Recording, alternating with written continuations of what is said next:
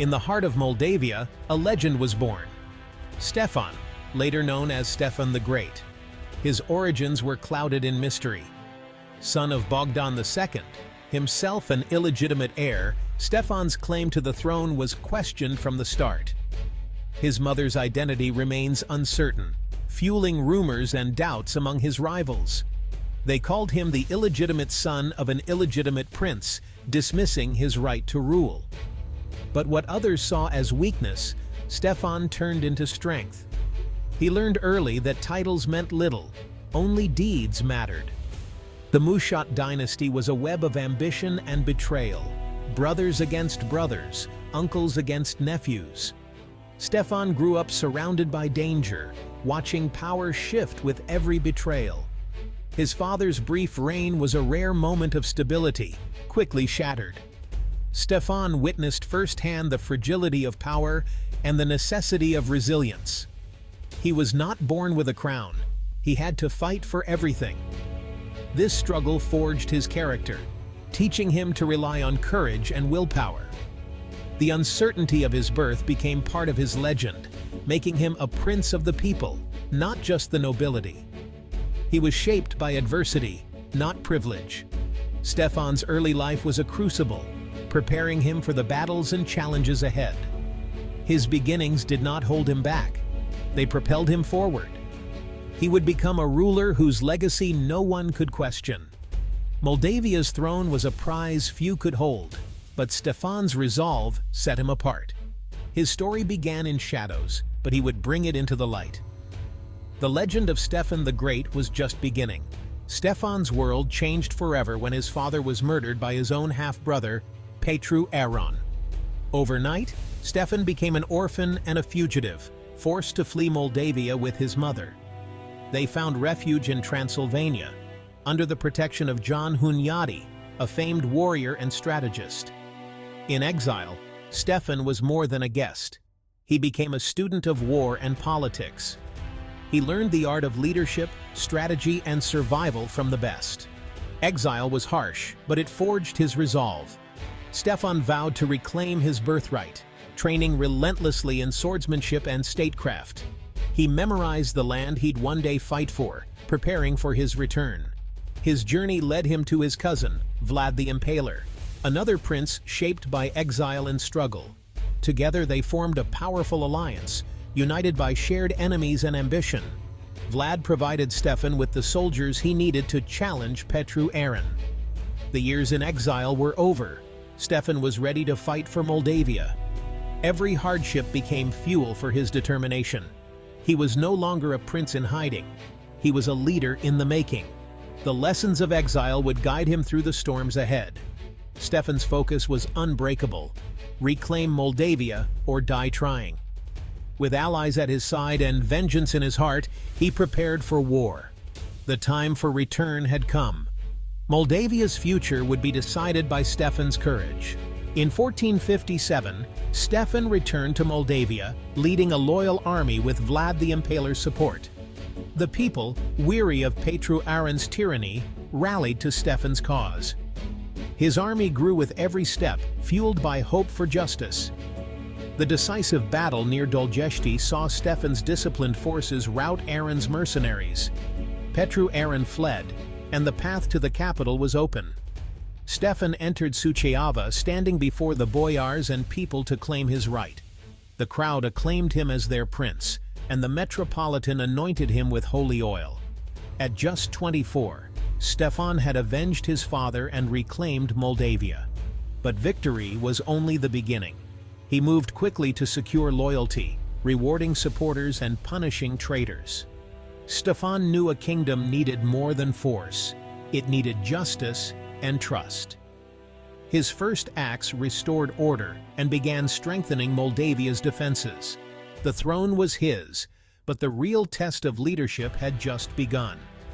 Stefan's rule would be defined by resilience and reform. Moldavia had a new prince, one forged by hardship and loyalty. Early in his reign, Stefan asserted Moldavia's independence by seizing the fortress of Chilia. This angered King Matthias Corvinus of Hungary, who invaded with a massive army. Confident in victory, the Hungarians advanced deep into Moldavia, reaching Baja. But Stefan, outnumbered, used cunning and the cover of night to surround the town. He set Baja ablaze, launching a surprise attack that devastated the Hungarian forces. King Matthias was wounded and barely escaped. His army was shattered. Stefan's victory at Baja stunned Europe, proving his brilliance as a commander. Moldavia's independence was secured, and Stefan's reputation soared. The humiliation of Hungary's king echoed across the continent. Stefan had outwitted and outfought one of Europe's most powerful monarchs. Moldavia would not be a puppet state. Stefan's legend grew with every victory. Stefan's alliance with Vlad the Impaler was built on shared struggle and necessity. Both had reclaimed thrones from usurpers. Both faced the Ottoman threat. Their partnership formed a Christian barrier against Ottoman expansion. They coordinated strategies, supporting each other in times of crisis. Even when politics forced them apart, their bond endured. Years later, Stefan helped restore Vlad to the Wallachian throne, repaying old loyalty.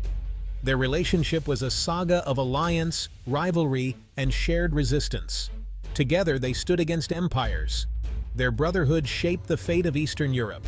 By the 1470s, Stefan openly defied the Ottoman Sultan, refusing to pay tribute. Sultan Mehmed II sent a massive army to crush Moldavia.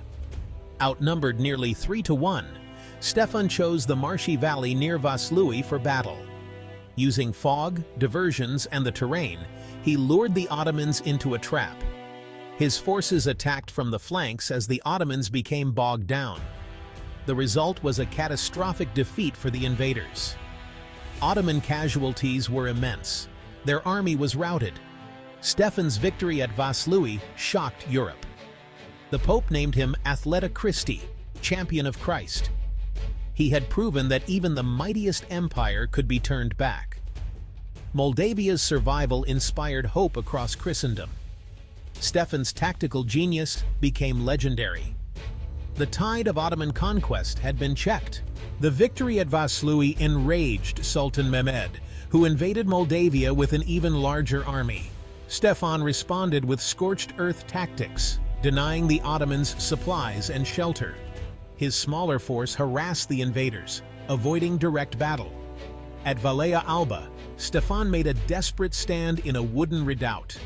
The Ottomans eventually broke through, forcing Stefan to retreat. But the Sultan's victory was hollow. His army was exhausted, starving, and demoralized. Mehmed failed to capture key fortresses or Stefan himself. The Ottomans withdrew, unable to conquer Moldavia. Stefan had lost the battle but won the war. It was a rare defeat for the Sultan and a testament to Stefan's resilience. Moldavia remained unconquered. Stefan's defiance became legend. The great Sultan's ambitions were thwarted. Stefan was more than a warrior. He was a builder and a man of faith. After every major battle, he built or restored churches and monasteries, giving thanks for victory. These sites, like Putna and Voronezh, became symbols of Moldavia's resilience. The painted monasteries taught faith through art, reaching even the illiterate. Stefan also fortified Moldavia, strengthening old citadels and building new ones.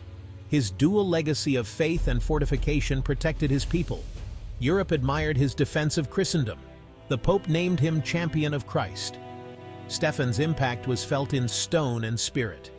His fortresses and monasteries endure as testaments to his vision. He fought for both his land and his faith. Stefan the Great ruled for 47 years, transforming Moldavia into a respected power. He fought over 40 battles, defending his people and faith. When he died in 1504, the nation mourned its protector and father. Buried at Putna Monastery, his legacy became legend. He was remembered as both king and saint, Ștefan cel Mare și Sfânt. His struggle against empires inspired generations. In modern times, he became a symbol of national pride and unity. The Romanian Orthodox Church canonized him in 1992. Monuments to Stefan stand across Moldova and Romania. He remains the son of Moldova, a timeless symbol of courage, faith, and independence. Stefan's epic endures in the heart of his people,